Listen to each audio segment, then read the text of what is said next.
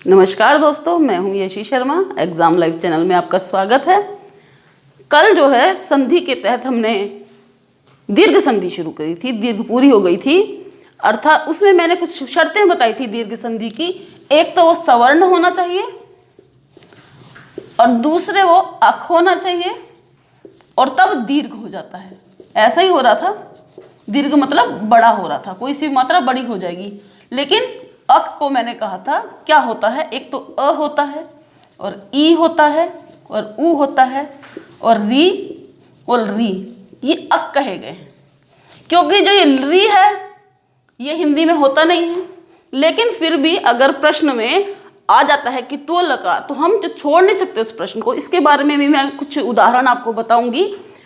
ये हो गया था, ये सजातीय हो तब दीर्घ होंगे, अर्थात ये अपनी ही जाति वालों के साथ में जब मिलेंगे, अर्थात ये ये ई जब अपनी जाति वाले के साथ मिलेंगे तो बड़े हो जाएंगे। इसी प्रकार से ही गुण संधि में भी कुछ होता है, कुछ ऐसा ही गुण संधि में। तो आइए देखते हैं, गुण संधि शुरू करने से पहले गुण का मीनिंग जानते हैं कि गुण क्या होता है।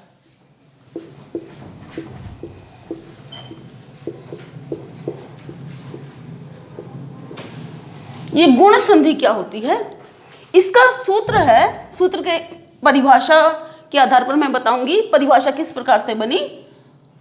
इसका एक सूत्र है आद गुण।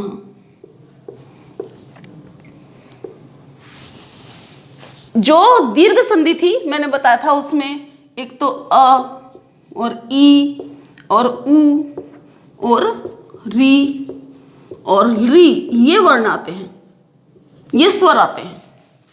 ये ही सारे स्वर गुण संधि में भी आते हैं, लेकिन कुछ शर्त है। उसके अलावा कुछ इसमें डिफरेंस है कि स्वर जो दीर्घ है और गुण है उसमें कुछ ही अंतर है। उसमें एक बात थी, उसमें सवर्ण होना चाहिए, दीर्घ होगा, लेकिन इसमें क्या चीज है, पहली बात है आद, अर्थात जो पहला पद है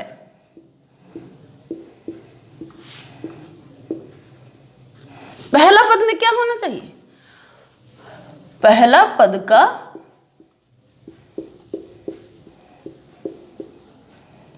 अंतिम वर्ण, पहला पद का अंतिम वर्ण क्या हो, अ या आ हो। यह है पहली शर्त। यानी कि जो पद का पहला जो शब्द होगा उसका आखिरी अ या आ ही होगा। जैसे उसमें था, उसमें कोई भी आगे भी छोटा हो सकता था, बड़ा भी हो सकता था, दोनों एक जाति का हो, यही बात थी। लेकिन इसमें एक शर्त है, शुरू वाले पद जो है उसमें अ और आ ही आएंगे।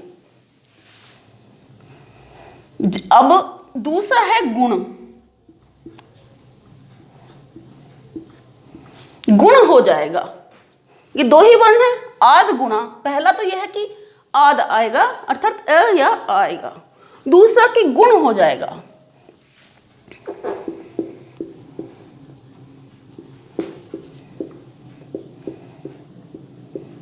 अभी केवल समझाने के लिए बता रही हूं, परिभाषा हम आगे चलकर बताएंगे।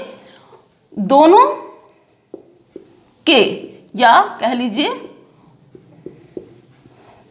दोनों वर्णों के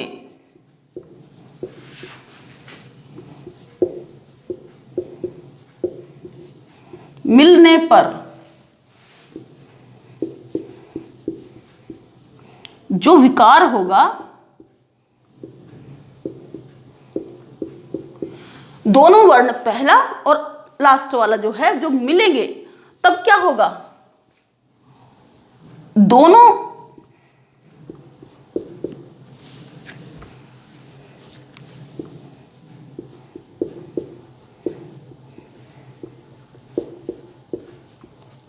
दोनों स्वर के ही गुण आएंगे।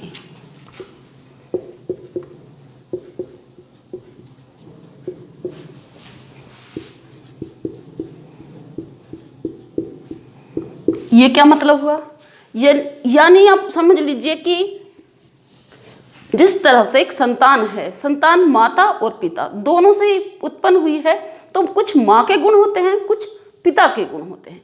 उसी प्रकार आप इस गुण संधि को समझिए कि पहले तो ये होता है, ये पहला पद है, पद के अंत में आएगा। दूसरा ये है, तो इन दोनों के गुण मिल जाएंगे और क्या बनेगा, ए बन जाएगा। इसमें दोनों के ही गुण हैं। तो कैसे गुण हैं हम बताएंगे, पहले इसकी परिभाषा देख लेते हैं। तो समझ रहे हैं आप कि दोनों के ही गुण आने चाहिए, पहले का भी और लास्ट का भी। तो पहले परिभाषा देख लें, फिर उसका डिफाइन करते हैं।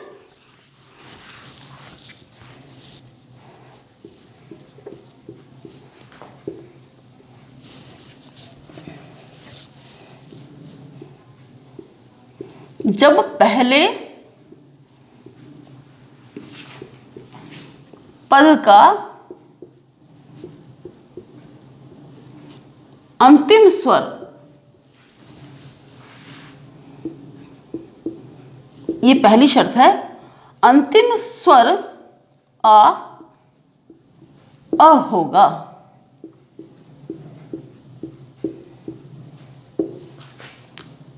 और दूसरी क्या है, जो दूसरा पद है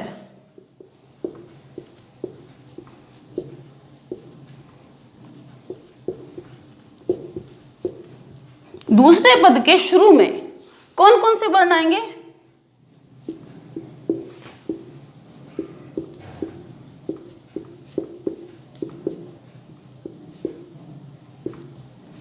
ए उ री री, ये आएंगे। देखिए दीर्घ संधि और गुण संधि में एक पहचान, एक ही खास दोनों की एक बात है, वो भी इन्हीं स्वरों पर आधारित होती है, इसी पर आधारित होती है, यही वर्ण आते हैं उसमें। लेकिन अंतर केवल इतना है, उसमें शुरू में अ या आ हो ऐसा जरूरी नहीं। दोनों में अंतर यह है कि ये विजातीय से मिलने से बनता है, वो सजातीय से मिलने से बनता है। तो क्या है, पहले पद में तो अ या आ होगा, और जो दूसरा पद आएगा उसका पहला अक्षर क्या होगा, या तो ये होगा या ये होगा या ये होगा और या ये होगा। ये अ या आ और ये ई। अब देखिए ये एक जाति के नहीं है, दोनों क्या है, ये विजातीय हैं, समान जाति नहीं है इनकी, इन दोनों की तो समान जाति है। लेकिन अगर हम कहें ये ई और अ इनकी समान जाति नहीं, विजातीय हैं, तो पहले जो गुण है उसकी एक विशेषता यह भी है कि वो विजातीय से उत्पन्न होने से बनता है। तो अब देखिए जब अ आ ई से मिल जाएगा तो क्या बनेगा, ए बनेगा। शुरू में तो यही रहेगा।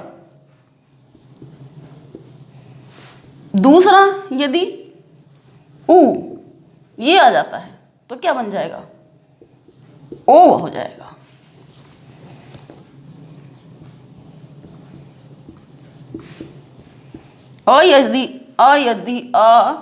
यदि री से मिलता है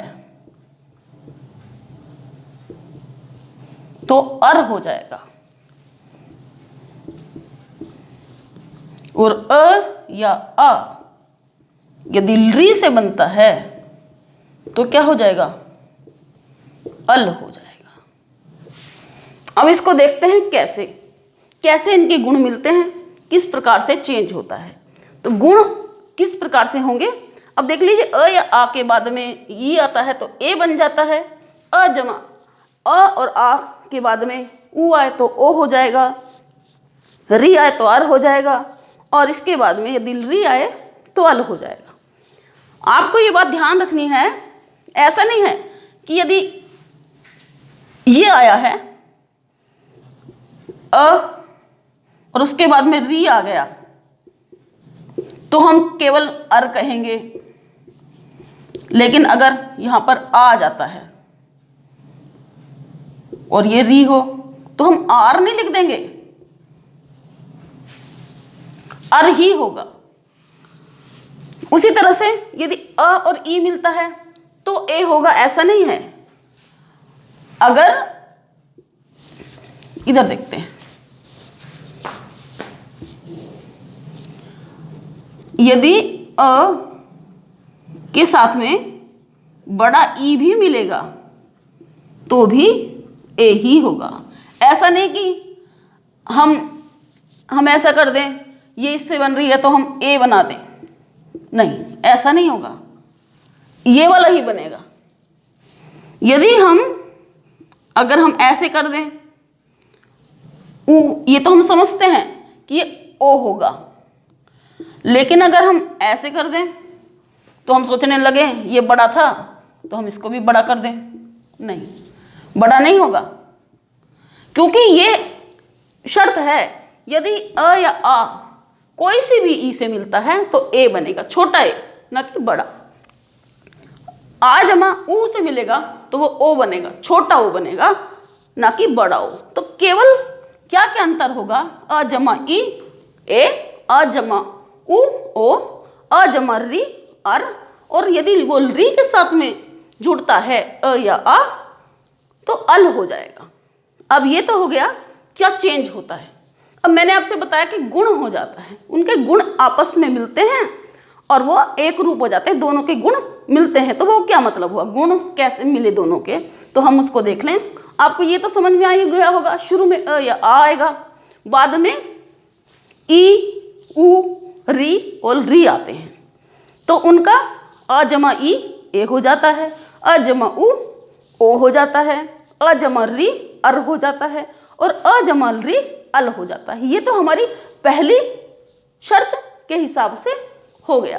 अब गुण का क्या मतलब है, गुण से मतलब है, जैसे आपने देखा था कि जो क है,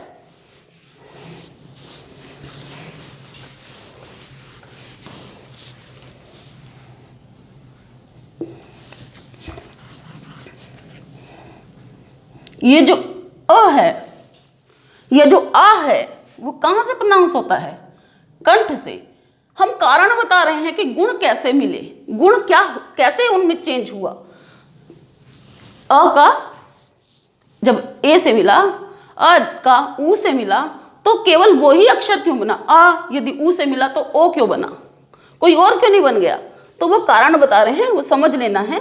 कारण इसलिए समझ लेना है, एक सूक्ति कही जाती है, एक श्लोक है कि क्षण भर में यदि प्राप्त की गई विद्या और कण से प्राप्त किया हुआ धन उसी तरह से खत्म हो जाता है, जिस तरह से क्षण भर में ही क्षण खत्म हो जाता है और कण से ही कण जितना होता है उसी प्रकार से खत्म हो जाते हैं। तो हमें डिटेल जान लेनी जरूरी है, इसका कारण क्यों है। अगर हमें मैथ में फार्मूले आते हैं तो हमें लगाना जरूर आना चाहिए, केवल फार्मूले याद करने से मतलब नहीं होता है। तो देखिए, जो अ है वो कंठ्य वर्ण है,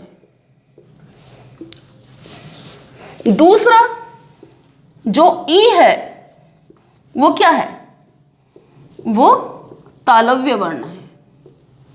इचु यशा तालव्य, मेरा मतलब केवल उच्चारण स्थान बताने का नहीं है, वो गुण बताने का है कि उनके आपस में गुण जो मिले वो किस आधार पर मिले। तो जो अ है वो क्योंकि कंठ्य है, ई है वो तालव्य है, तो इन दोनों के मिलने से जब ये मिलेंगे, इन दोनों के कंठ और तालु दोनों का ही मेल होगा।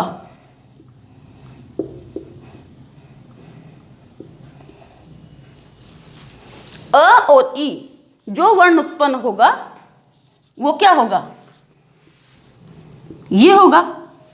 अब ये देखिए, ए दही तो कंठ तालव्यो, तो जो ए है वो कौन सा है, कंठ और तालु से बोला जाता है। तो दोनों के ही गुण मिल गए, ये कंठ भी मिल गया, ये तालु भी मिल गया, इसीलिए इससे ए मिला है। आगे आते हैं, जब अ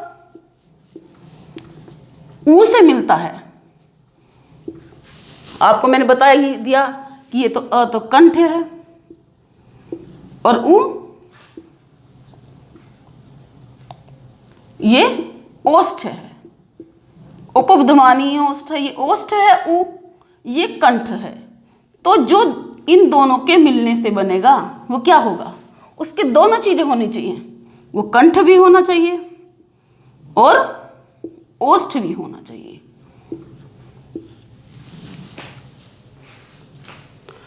ऐसा ही है ना, अ जमा उ जब ओ होंगे उसका भी कारण यही है कि वो कंठ ओष्ठ है। उसी तरह से इसीलिए कह रहे हैं कि दोनों के गुण मिलने चाहिए।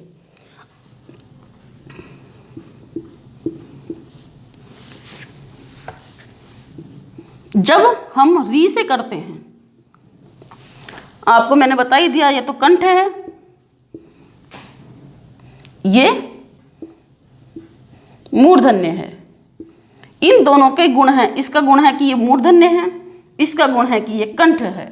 तो अब जो इनकी संतान होगी, जो इनके मिलने से बनेगा, उसकी पहली पहचान ये होनी चाहिए कि माता पिता दोनों के गुण हों, कंठ और मूर्धा वो दोनों से उच्चारित हो। अब देखिए, जो र है कहाँ से उत्पन्न होता है, प्रोनाउंस होता है, मूर्धन्य होता है। और जो अ है वो किससे उच्चारित होता है, ये कंठ से उच्चारित होता है। तो क्या हुआ, जो अर हुआ है वो क्या है, कंठ मूर्धन्य है, कंठ और मूर्धा दोनों से उच्चारित हुआ। अब ये है, उसी प्रकार से मैंने बताया, जब अ या आ जब किससे, री से मिलेंगे तो क्या होगा, ली हो जाएगा। अब ये तो कंठ हो गया,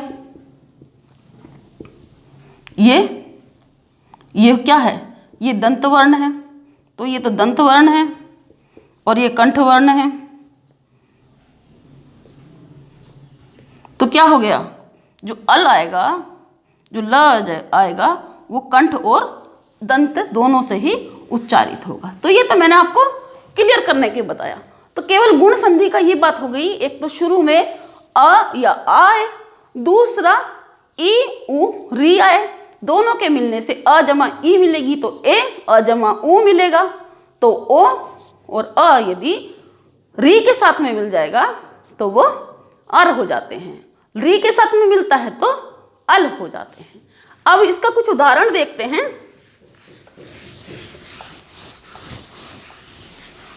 तो आपने देखा कि गुण कैसे मिलते हैं, गुण कैसे हो जाता है। आइए कुछ उदाहरण देखते हैं। जब अ किसके साथ में मिलता है, ई के साथ मिलता है। अब देखिए, चाहे वो छोटा ही हो चाहे वो बड़ा ही हो, उसमें हमें ये नहीं देखना, होना एक ही है, होना ये वाला ही है। अब इसका उदाहरण देखें,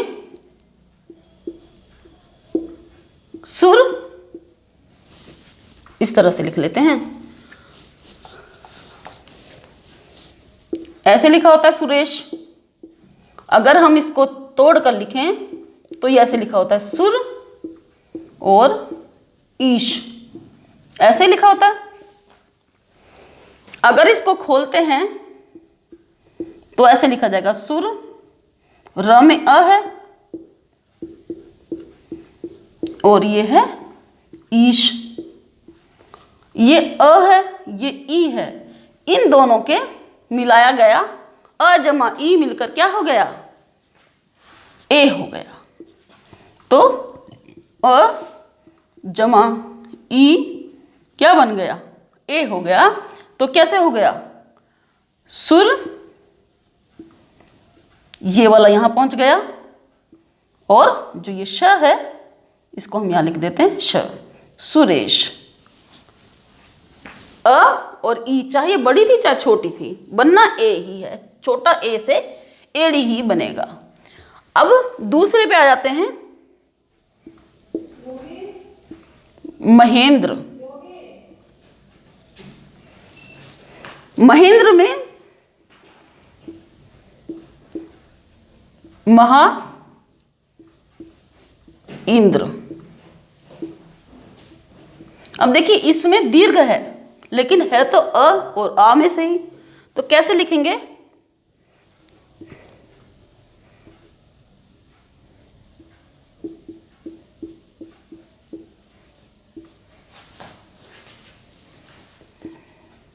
तो क्या होगा? आ और ई मिलकर क्या बन गया? इंद्र। दोनों के गुण एक साथ हो गए, तो कैसे लिखा गया? मह तो यह है। अब ये जो इन दोनों के स्थान पर, इन दोनों के स्थान पर क्या हो गया? ए हो गया, और आगे बचा ये और ये, महेंद्र। उसी तरह से सुरेंद्र भी कह सकते हो आप।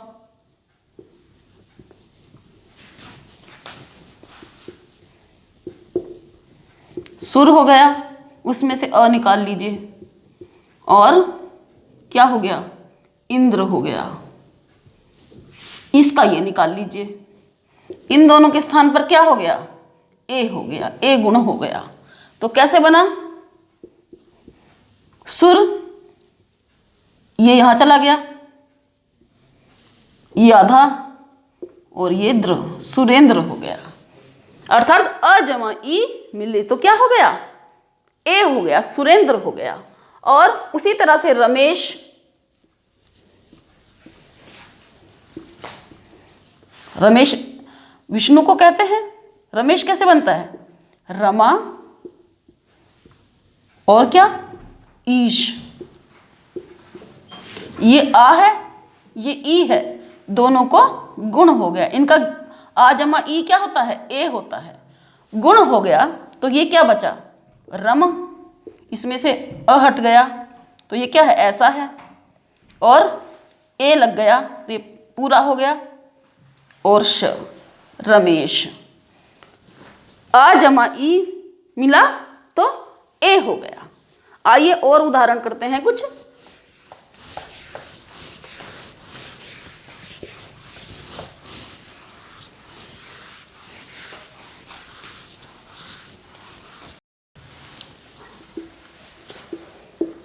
उसी तरह से महेंद्र, महेंद्र में कैसे होगा? मह और इंद्र। इसमें आ है, ये ई है, तो क्या हो जाएगा? ए हो जाएगा। तो कैसे बनेगा? मह ए न द्र, ऐसे होगा। तो कैसे लिखा जाएगा? ये इसके पास आ गया, ए हो गया, और ये महेंद्र। ठीक है, आगे चलते हैं। एक और उदाहरण है, आपने देखा होगा, ये ऐसे लिखा होता है लतेव, लता की तरह। अब ये कैसे होता है? लता और इव, ई और आ जब मिले तो गुण हो गया, ए हो गया। ये ए हो गया, ये। तो इस प्रकार से अ और ई मिले तो उसके ये एग्जाम्पल्स हैं। अब आगे चल रहे हैं। अ जमा उ मिलेंगे तो ओ बनेंगे। देखिए इसके कुछ उदाहरण हैं। अब क्या है? सूर्य है, ऐसे लिखा जाता है ना, सूर्योदय।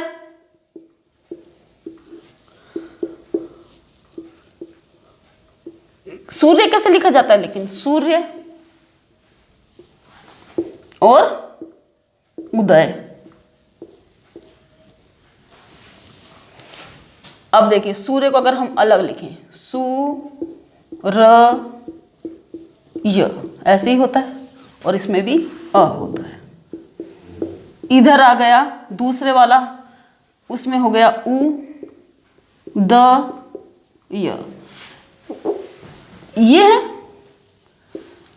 यदि ये आपस में मिलेंगे तो क्या हो जाएगा? आ जमा उ बराबर ओ हो जाएगा। इनको ये ओ गुण हो जाएगा। तो कैसे बन जाएगा?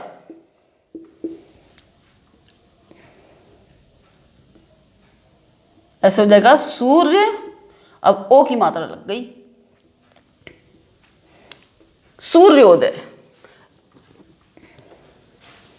अब हो गया। अब चलते हैं आगे, अगला वाला थोड़ा सा डिटेल ज्यादा ही कर दिया है। अगले है जलोर्मी।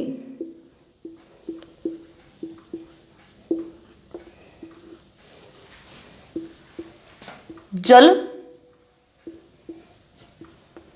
और ऊर्मी, इसमें अ है, इसमें ऊ है। अ जमा ऊ मिलकर क्या बना देंगे? ओ बना देंगे।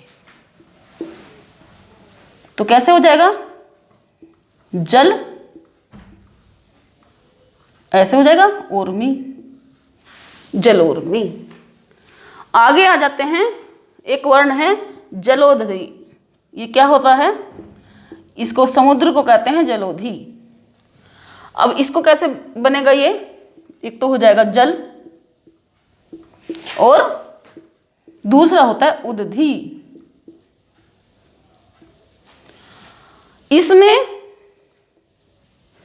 इसमें और इसमें अ है और इसमें क्या है?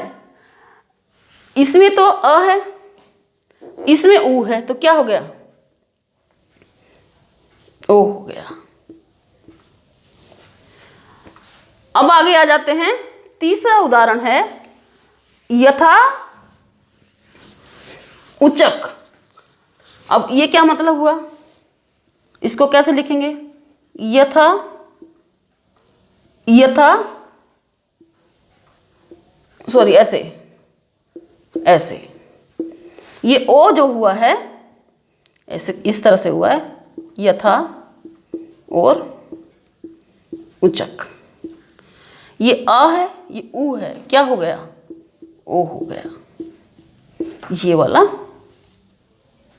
ये जो है ओ हो गया, तो यथोचक।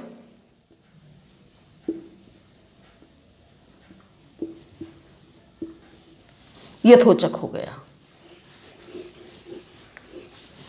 आगे आ जाते हैं अर पर। अर कैसे हो जाता है? आ जमा री बराबर अर। अ या आ से जब री बनता है तब क्या हो जाता है? अर हो जाता है। अर कैसे? अब देखा आपने उदाहरण देखे होंगे, देव ऋषि, महर्षि, इस तरह से महर्षि और राज ऋषि। अब देखिए इसमें क्या है? देव, देव में अ है। अब आगे लिख लेते हैं पहले, ऋषि। उसी तरह से महा ऋषि,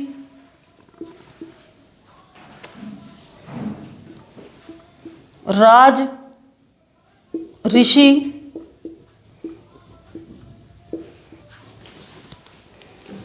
ये जो ऊपर हो गया री को अर हो गया, राज अर ऋषि। कैसे? इसका अ है, इसका री है, क्या हो गया? अर हो गया। राजर ऋषि, महर्षि, इसको भी ऐसे ही हुआ है, अ में जब री मिला तो अर हो गया। उसी प्रकार से अ री से मिला तो अर हो गया। अब इसको कैसे समझाया जाए? एक और देख लीजिए, एक है बसंत ऋतु। बसंत और है ऋतु। बसंत की ऋतु ऐसे लिखा होता है ना, इसको अलग से देखें। बसंत ऋतु ऐसे नहीं लिखा जाएगा, कैसे लिखते हैं?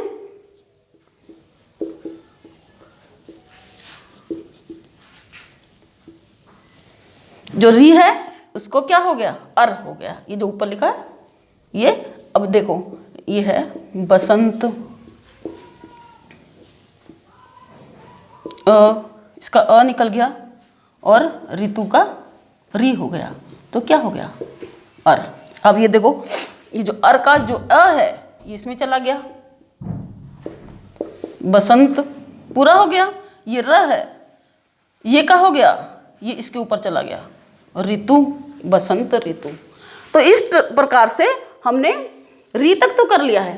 अब हालांकि जो री है इसमें नहीं मिलता, लेकिन कहीं कहीं आप कुछ विद्वानों ने ये कहा है कि कुछ लोगों ने, संस्कृत के लोग जो हैं वो हिंदी का पेपर बना देते हैं, लेकिन अगर उसमें री आ जाता है तो हम उसको कैसे करेंगे,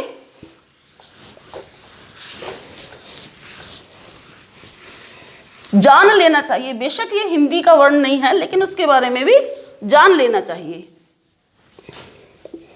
जब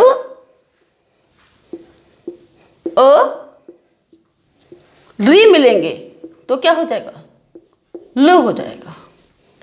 अब इसके लिए उदाहरण देखते हैं, तव और ऋकार। तव ऋकार क्या होता है, इसम का इसमें अ कर दिया, इसमें री हो गया, तो क्या हो जाएगा, ये आधा हो जाएगा, ये और इसका मिलाकर तो ऐसे लिखा जाएगा, ये